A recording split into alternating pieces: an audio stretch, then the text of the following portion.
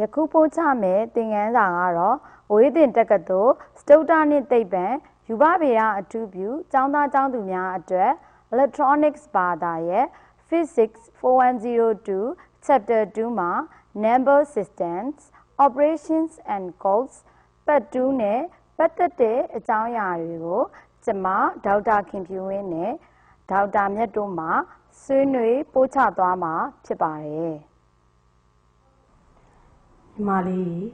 အမားတို့ဒီနေ့ဆွေးနွေးမဲ့သင်ခန်းစာတွေကိုကောင်းစွာနားလည်နိုင်ဖို့ဆိုရင်ကျောင်းသားကျောင်းသူတွေဟာ binary number, decimal number နဲ့ hexadecimal number တို့ရဲ့ဆက်ဆက်ပုံစရာတွေကိုလေ့လာထားဖို့လိုလိမ့်မယ်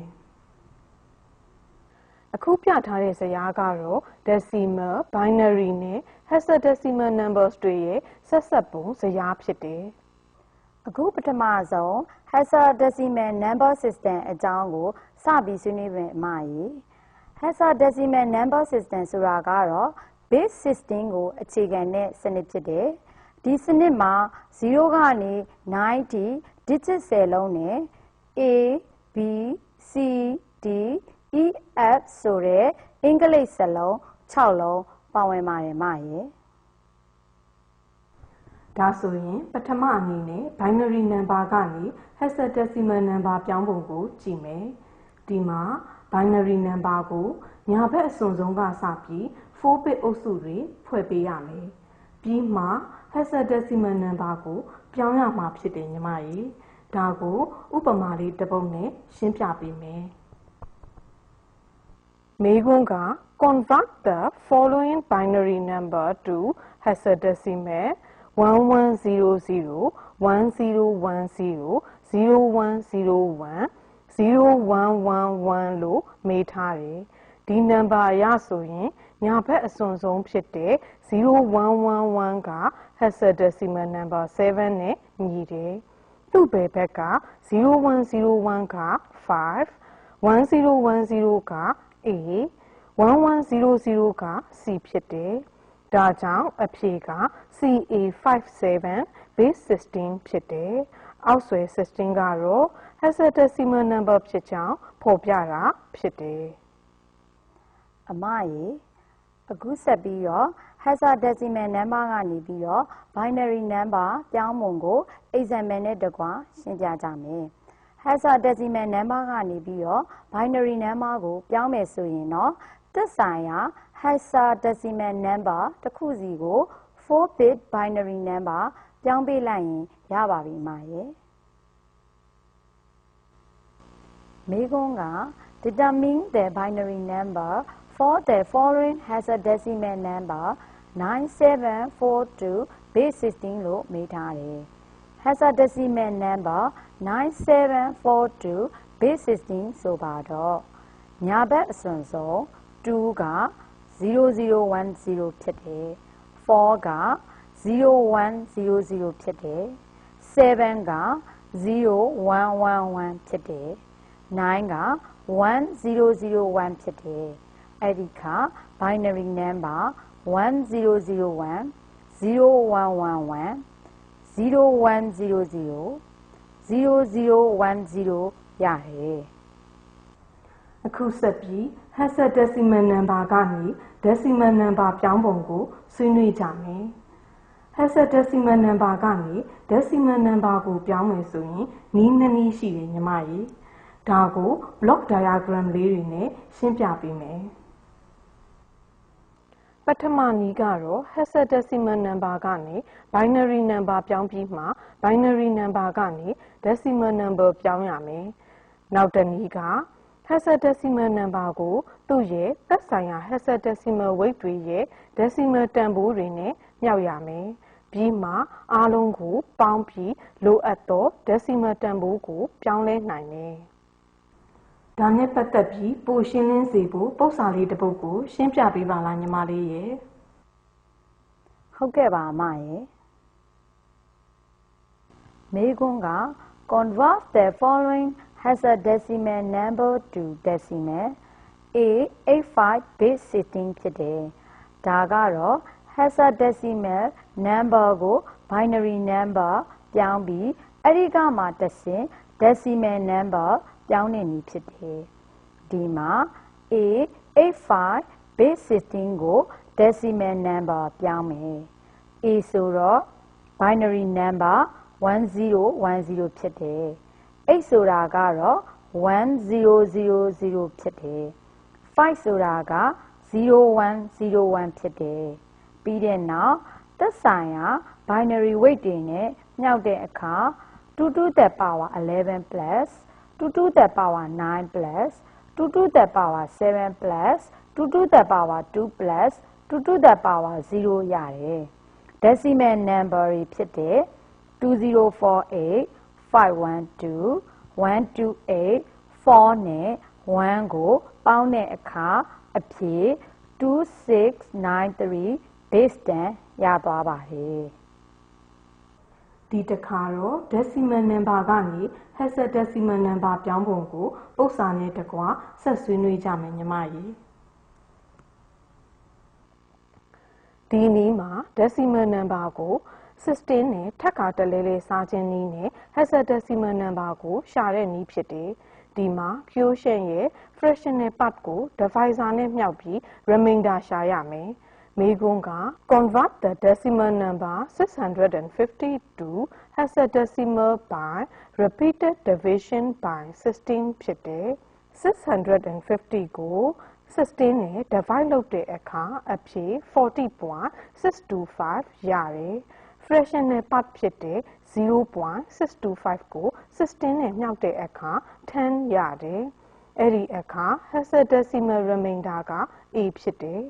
whole number part ဖြစ်တဲ့ 40ကို16နဲ့စားတဲ့အခါအဖြေ 2.5 ရတယ် fractional part ဖြစ်တဲ့ 0.5 ကို16နဲ့မြှောက်တဲ့အခါ hexadecimal remainder 8 ရတယ် whole number part ဖြစ်တဲ့ 2ကို16နဲ့ထပ်ပြီး divide လုပ်တဲ့အခါအဖြေ 0.125 ရတယ် fractional part 0.125 ကို16နဲ့မြှောက်တဲ့အခါ hexadecimal remainder 2 ရမယ်ဒီအဆင့်မှာတော့ whole number quotient က0ဖြစ်သွားတဲ့အတွက်စားခြင်းကိုရပ်လိုက်ရပါမယ်ရရှိလာတဲ့ hexadecimal number 28A မှာ A က least significant digit ကိုဖော်ပြပြီး2က most significant digit ဖြစ်တယ်အမရေဒီတစ်ခါတော့ hexadecimal number နှစ်ခုပေါင်းမယ်ဆိုလို့ရှိရင်လိုက်နိုင်ရမယ်စည်းကမ်းတွေကိုဆွေးနွေးမယ်နံပါတ်1က column တစ်ခုထဲမှာရှိတဲ့ hexadecimal နှစ်ခုကိုပေါင်းမယ်ဆိုရင် decimal values တွေလို့သဘောထားပြီးပေါင်းရမယ်ဥပမာ5 base 16ကို5 base 10 C base 16ဆိုရင်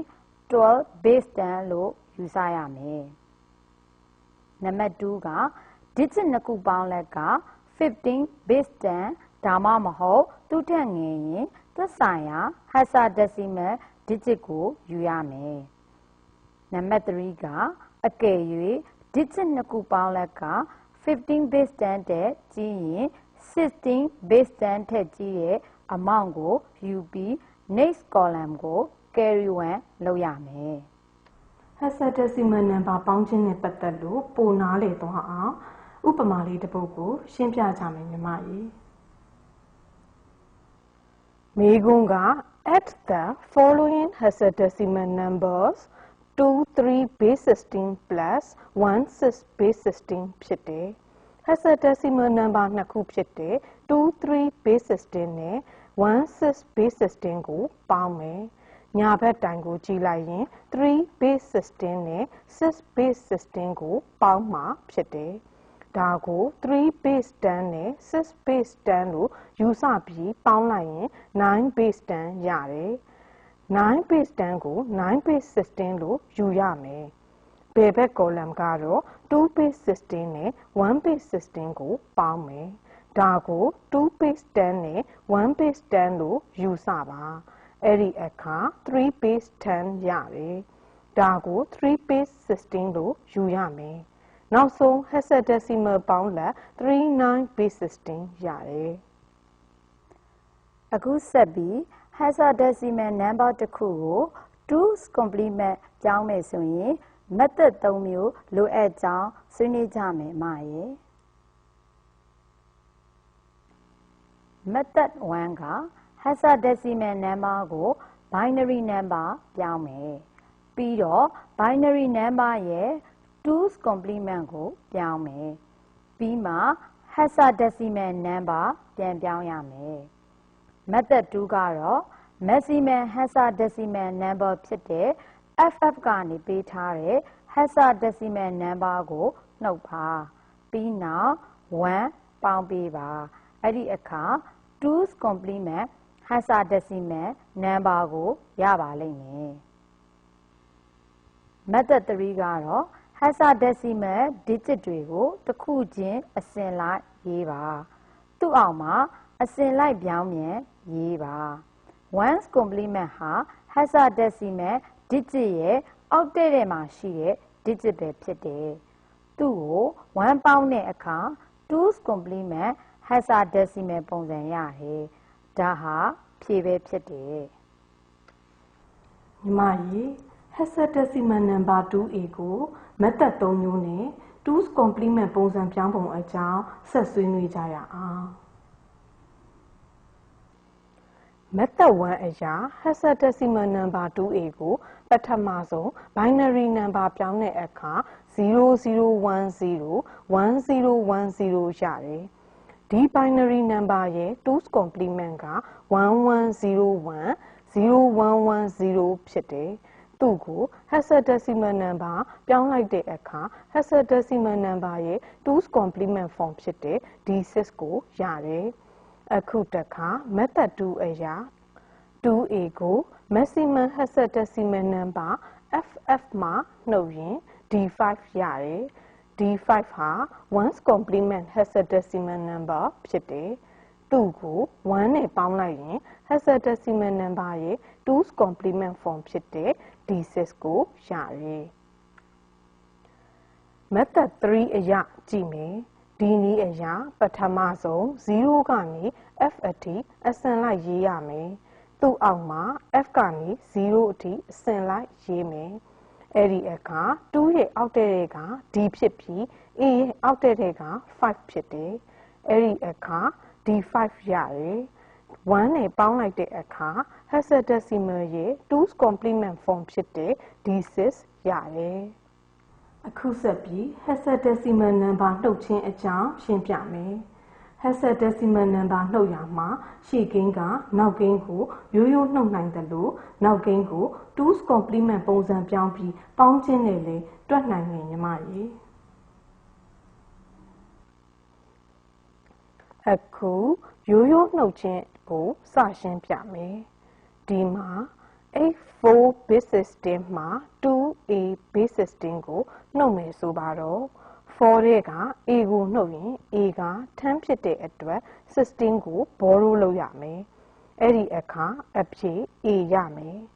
ဘယ်ဘက်က8က7ဖြစ်သွားတဲ့အတွက်7တဲ့က2ကိုနှုတ်တဲ့အခါ5ရတယ်အဲ့ဒီတော့အဖြေ 5A base system ဖြစ်တယ်အခုဆက်ပြီးနောက်တစ်နည်းရှင်းပြမယ်ဒီတစ်ခုမှာတော့ 2A base system ကို 2's complement ပြောင်းတဲ့အခါ D6 base system ဖြစ်တယ်ဒါကို A4 base system နဲ့ပေါင်းတဲ့အခါညာဘက်တိုင်က4နဲ့6ကိုပေါင်းတော့ A base system ရတယ်ဘယ်ဘက်တိုင်က8နဲ့ D ကိုပေါင်းတဲ့အခါ5 base system နဲ့ carry 1ရတယ် carry 1ကို drop လုပ်လိုက်တဲ့အခါအဖြေ 5A base system ရလာမယ်အမရေ outer number system အကြောင်းကိုဆက်ပြီးဆွေးနွေးမယ် outer number မှာ base 8ကိုအခြေခံတဲ့စနစ်ဖြစ်တယ်ဒီ system မှာ0ကနေ7အထိ digit 8လုံးပါဝင်တယ် outer number ကနေပြီးတော့ decimal ကိုပြောင်းမယ်ဆိုရင် digit တစ်ခုစီကိုသက်ဆိုင်ရာ weight နဲ့မြှောက်ပြီးပေါင်းပေးရမယ်ပို့ပြီးနားလည်သွားအောင်လို့ example လေးတစ်ပုဒ်တွက်ပြီးဆွေးနွေးကြရအောင်အမရေမိကုန်းက change the outer number 2374 base 8 to decimal number outer number 2374ကို decimal number ပြောင်းမယ်ပထမဆုံး2ကိုသက်ဆိုင်ရာ weight ဖြစ်တဲ့8 to the power 3နဲ့မြောက်3ကို8 to the power 2 7ကို8 to the power 1 4ကို8 to the power 0နဲ့မြောက်ပြီးမြောက်လက်တွေကိုပေါင်းတဲ့အခါအဖြေ decimal number 1276 bits တန်းရပါတယ်အောက်ဆွဲတန်းကတော့ decimal number ဖြစ်ကြောင်းဖော်ပြတာဖြစ်တယ်အခုဆက်ပြီး outer number ကနေ binary number ပြောင်းပုံကိုဆက်ပြီးဆွေးနွေးမယ်အမကြီး outer number ကနေ binary number ကိုပြောင်းမယ်ဆိုရင် outer digit တစ်ခုစီကို 3-bit binary number တစ်ခုနဲ့ကိုးစားပြုတယ်ပုံမရှင်းလင်းသွားရအောင် example လေးတစ်ပုဒ်တွက်ပြရင်ရှင်းလိုက်ကြရအောင် Convert the outer number 140 base 8 to binary number ဒီမှာ140 base 8ကို binary number ပြောင်းမယ်ဒီနည်းအရာ1အတွက်3 digit binary number က001 4အတွက်3 digit binary number က100 0အတွက်000ဖြစ်တယ်အဲ့ဒီအခါအဖြေက001 100 000ရတယ်အခုဆက်ပြီး binary number ကနေ octal number ပြောင်းပုံအကြောင်းရှင်းပြမယ်ညီမကြီး binary ကနေ octal number ပြောင်းမယ်ဆိုရင်တော့ binary number ရဲ့ညာဘက်အစွန်ဆုံးကစပြီးဘယ်ဘက်အစွန်ဆုံးရောက်တဲ့အထိ 3-bit အုပ်စုတွေဖွဲ့ပေးရမယ်အုပ်စုပြည့်စုံစေဖို့အတွက်0တစ်လုံးသို့မဟုတ်2လုံးထည့်ပေးနိုင်တယ်ဒီလိုအပို0တွေထည့်ရမှာ binary number ကိုမထိခိုက်အောင်အရှိကနေထည့်ပေးရမှာဖြစ်တယ် Convert the binary number 11010000100 into octal number မေကွန်က binary number 11010000100ကို octal number ပြောင်းခိုင်းတာဖြစ်တယ်ဒါကိုညာဘက်အစွန်ဆုံးကနေ 3-bit binary number တွေခွဲရင်ဘယ်ဘက်အစွန်ဆုံးအုပ်စုက 1-bit လိုနေမယ်ဒါကြောင့်အရှိဆုံးကနေ0ထည့်ပေးရမယ်အဲ့ဒီအခါ011 010 000 100ရသွားတယ်ဒါကိုအုပ်စုတစုစီရဲ့ binary number ပြောင်းတဲ့အခါအဖြေ3204 base 8ရတယ်ဒီလောက်ဆိုရင် electronics ဘာသာရဲ့ chapter 2မှာပါတဲ့ number systems operations and codes part 2နဲ့ပတ်သက်တဲ့အကြောင်းအရာတွေကိုကောင်းစွာနားလည်သဘောပေါက်ပြီလို့ထင်ပါတယ်ပုံမနားလည်စေရန် textbook နဲ့ study guide တွေမှာပါဝင်တဲ့နမူနာပုဒ်စာတွေကိုတည်တည်ချာချာလေ့လာပါလေ့ကျင့်ရန်ပုဒ်စာတွေကိုလည်းလေ့ကျင့်ဖြည့်ဆို့ကြည့်ပါလို့မှာကြားရင်ပို့ချချက်ကိုရန်နာလိုက်ပါတယ်